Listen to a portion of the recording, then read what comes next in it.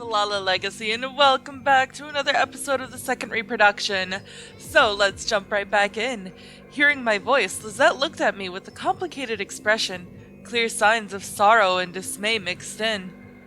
Feeling uneasy, I reached my hand out to him, but he stepped back as if avoiding me. What's wrong? I'm sorry. I suppose I'm feeling a bit tired as well. You don't look well, Lizette.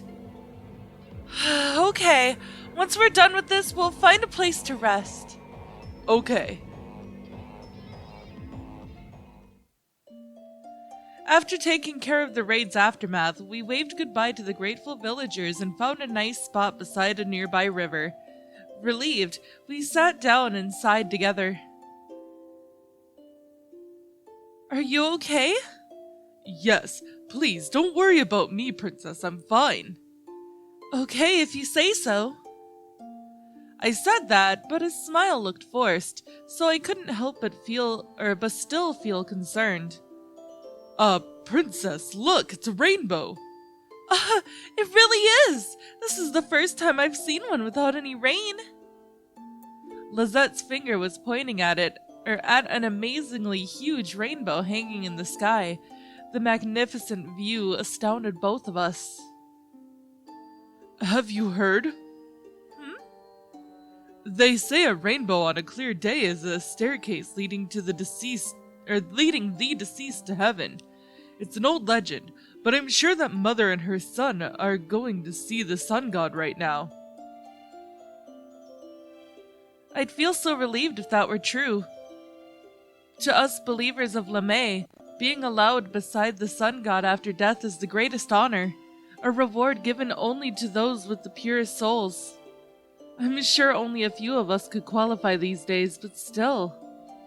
Why did he sound so envious when he said that? I was worried about his expression, but I couldn't see his face from where I was sitting. Anyway, we should go to the next village. Lizette said that as he stood up, then stretched and began to walk away. As I watched his back, I suddenly found myself feeling extremely nervous. Lizette's gone? Night had fallen and Gardas had just told me the news. I was frozen in shock, staring blankly at the Demon Lord. Yes, he is. I was going to ask him out for a drink, but I couldn't find him anywhere. If even you don't know where he is, then I doubt he's gone for a simple walk. Why? Where on earth did he? If you don't know, then I don't either. You're his princess, remember? Do you really have no idea? Idea? Actually, he has been acting rather weird recently. How so? It's hard to describe, but he kept looking really nervous and uneasy all day, even the last time I saw him. Never mind. Lizette would never run away without you, so I wouldn't worry. He's still wearing that cursed ring around his neck, isn't he? So he can't leave the kingdom. Like I said, don't worry. Even Lizette probably needs some time to himself once in a while. I suppose. Yes, you're probably right. I'd murmured the last half to myself. Had Lizette really disappeared from my side? I didn't want to think about it, so I shook my head a few times to try and make it go away. He'd probably be back by tomorrow morning. He probably just wanted some time to play around by himself. Putting my faith in that thought, I brought the glass of wine in my hand to my lips.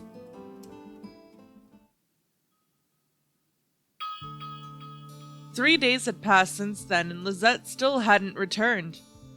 Wanting to pray for his safe return, I went to the church. Why? Why won't you come back, Lizette? It'd only been 3 days, but to me it felt like forever. I missed the way he said princess and that gentle voice of his, and I missed the warmth I felt whenever I saw him by my side. I'm so selfish.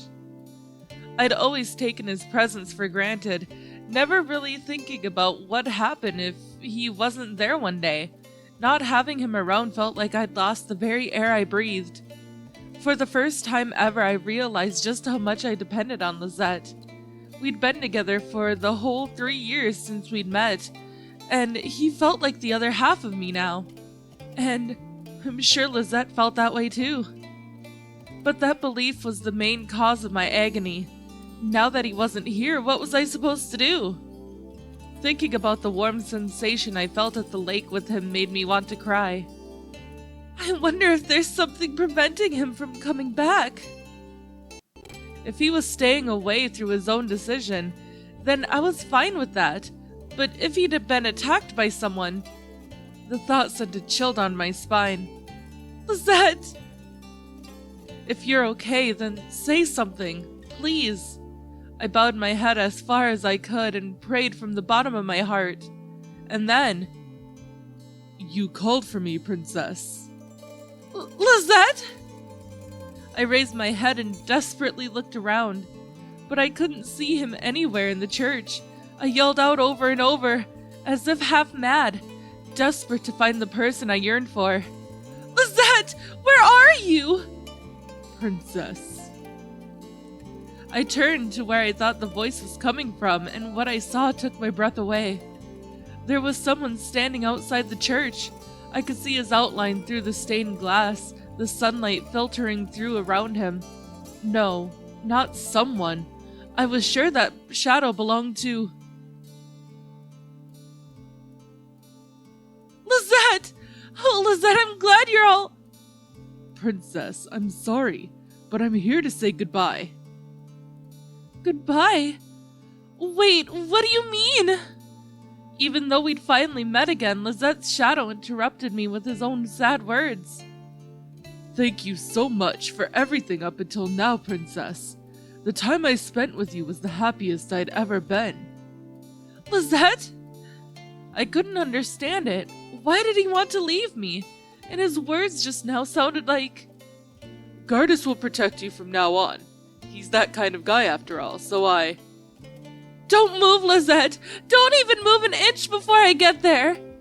I suddenly barked an order at him, my tone furious and my fist knocked against the stained glass window.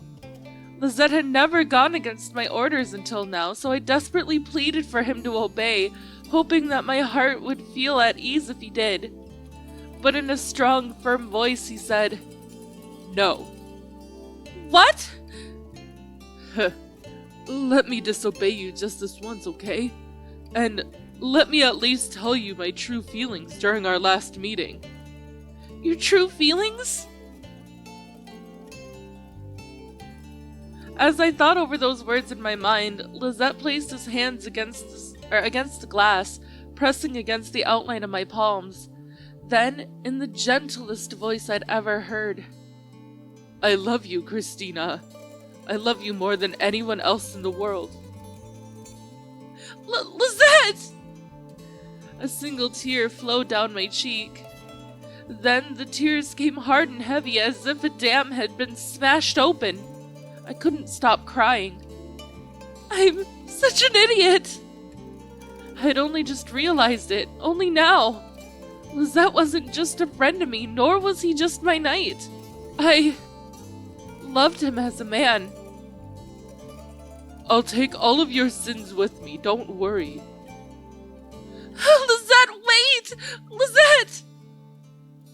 My cries echoed through the church, but they weren't enough to stop the shadow's footsteps as he walked away. I forced my shaken body to move, using every last scrap of energy I had to rush out of the church. Lizette! Lizette! But when I reached the right spot, my worst fears were confirmed. Lizette was nowhere to be seen. No! No, Lizette, why? I ran through the capital in hysterics, not caring about the weird looks I was getting. Every shop I stepped in, every stone slab I walked over, I enjoyed being there because Lizette was with me. And I was sure I'd enjoy the next sunset because Lizette was with me too. I loved seeing the sunlight shine through his light brown hair. I loved hearing him call out to me in his gentle, clear voice. Lizette! I loved seeing his bright, sunny smile. Lizette! I loved everything about him. Everything that came into my mind was something I adored about him. Why hadn't I realized it before? Don't leave me! Don't leave me all alone! Never before, and never again would I despise the gods so much for not granting my wish. I gazed down at the lake, my mind blank, but my eyes full of the view we once shared. I felt empty, as if my heart itself was dry and barren. I didn't want to think anything or feel anything. Just breathing felt horrible to me. There you are. Did you find Lizette? Gardas, answer me. I found this near Deathride's borders today. It was the black ring, still glowing a faint, ominous light despite its lack of owner. It was the same ring as Lizette's, forced onto him by Gardas. He'd said it was a magic device that made the wearer disappear if he ever left the kingdom. I took the ring with trembling hands and held it so tight I thought I might break it. Chris, Lizette's already... No! You're lying! No, you're lying! Lizette would never leave me behind! He's alive, he has to be! Please, Gardas, please! Tell me this is just a joke! I'm sorry. You're lying! Clutching the ring in my arms, I crumpled to the floor and wailed. As if in reply, a gust of wind skimmed the lake's surface, making the trees rustle and the water ripple. Guided by the wind, I raised my tear-stained face and looked up at the sky. Hanging above the blue sky was a rainbow. No, don't go! I begged through my trembling voice and reached out towards the faint rainbow. But the arc faded away, cruelly evading my grasp.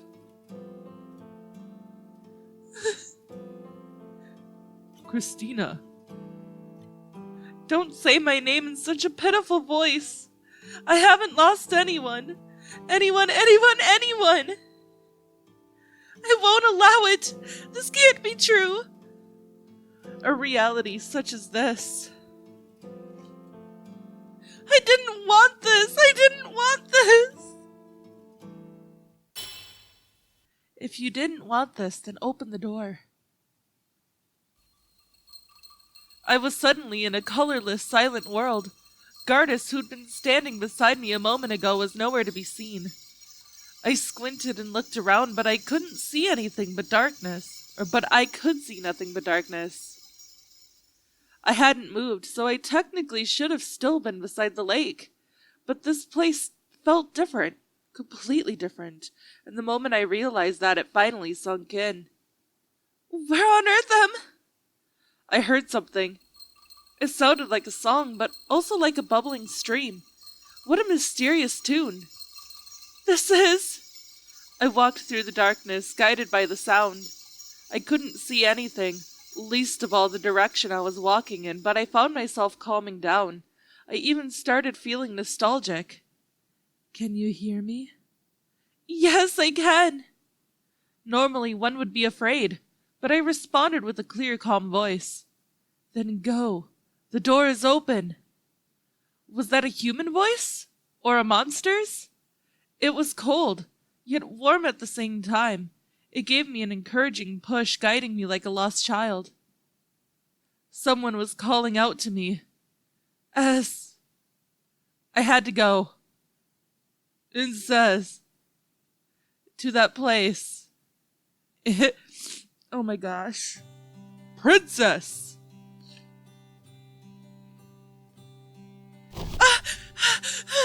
A dream? A luxurious red room and a in a bed big enough to swallow someone.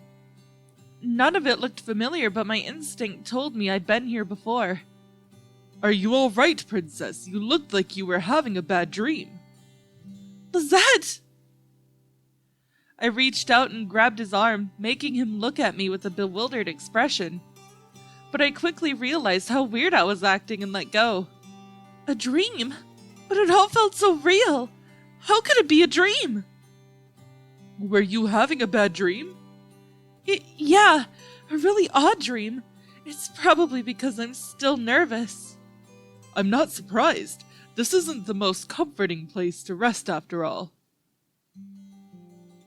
This had to be a coincidence. I couldn't possibly feel nostalgic for this room. It had to be a delusion of some kind. The fact that Lizette's words just now were identical to what he said in my dream must have been down to chance. It's a pretty normal thing to say if you're concerned about someone after all. And I am the champion sent to defeat the Demon Lord. And that ring Lizette has to wear. I could still remember how that ring felt clutched in my shaking hands from the dream. And I felt like I'd seen a rainbow if I looked up at the sky. That made me feel afraid for some reason, so I didn't look up. If this world is an illusion and the dream was all true and Lizette was really dead, then I had no idea what to do or what I do. Even though that should have been just a dream, why am I? Good morning! The doors suddenly swung open and my eyes fixed themselves on the figure coming in. My body suddenly acted on its own. Christina! Huh? Surprised by the sudden hug, Christina was taken aback. She blinked once, twice, and looked at me in bewilderment. You're Christina, right? Yes, but how did you know my name? Huh? Because... A chill suddenly ran down my spine, stopping me mid-sentence. What's going on? What was I looking at? Was this a continuation of my dream? Fear leaked out of me, making cold sweat run down my neck. Oh, I see. Did you hear my name from Lord Gardas last night? Seeing me freeze up, Christina took control of the conversation and lightly hit her fist against the palm of her hand as if realizing something. Yeah. Lizette tilted his head in confusion, not quite following the conversation. I was having some trouble understanding what was going on myself, so I don't blame him. Did I dream the future? No, that's too weird. It didn't have any of the convenient developments most dreams have, nor did it leave out most of the details. It felt more like a long play, as if I'd really lived through it. And it had such a huge influence over me, even completely changing the way I thought. Oh my gosh, I'm so sorry, guys. I cried from the last scene. I placed a hand on my forehead, worried that there was something wrong with my brain. No, I can't dismiss it as a delusion or just coincidence. Not yet. Calm down and start from the beginning. I decided that, took a deep breath and spoke. Christina, what are your what are your opinions of Lizette and myself? Huh? Champions are the natural enemy of the demon race, so I was wondering. Oh, I like you both a lot, don't worry about that. Based on? Well, you kept your promise back then and didn't kill me, so I found myself thinking, wow, so this is what you call a champion. You don't remember me? I'm the woman who gave you directions to Lord Gardas' room. Yes, you were. I loved the way you guys tied me up, right? Yes. You seem to know me really well already. I'm sorry if we were rough with you last night. Were you hurt at all?